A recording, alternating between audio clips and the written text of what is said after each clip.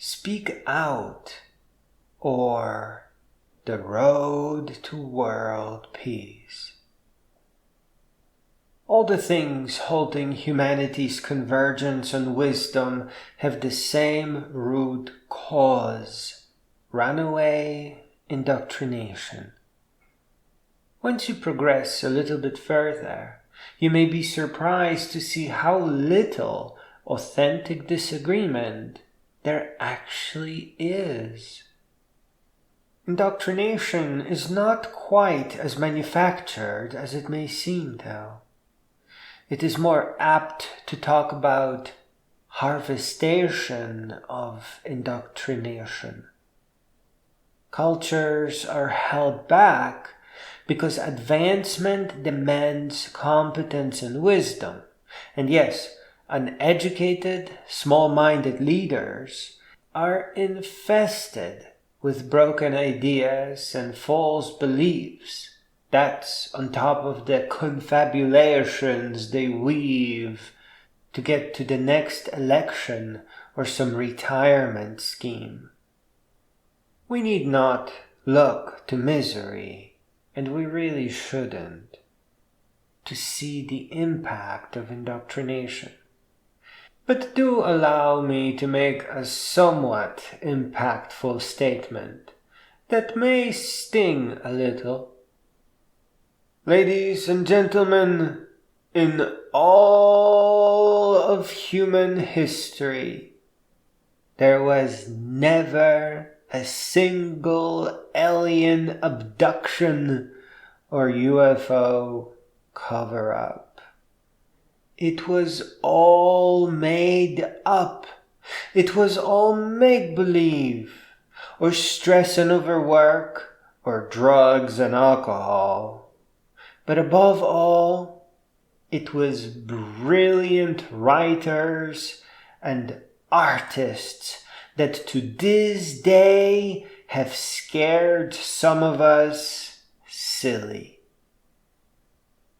And yet, I will never change your mind, just like you can never change the mind of a leader whose thoughts are magnetized towards the false belief that poor and uneducated cannot be helped. Politicians, in their poverty of mind, will prevent change at all cost, because to try to move forward would expose them as fraud. There's nothing educational about schools today. Certainly nothing that cannot be self-taught in a safe and happy home. In a home armored by what you have already begun believing to be ugly. The universal basic income that erases poverty. The road to world peace. Our convergence in wisdom and celebration of the human condition is not in your hands. It cannot be in your hands, as you are already stained by indoctrination, misled by lack of education, by lack of real schools. The changes we need are in the hands of those that the future actually belongs to.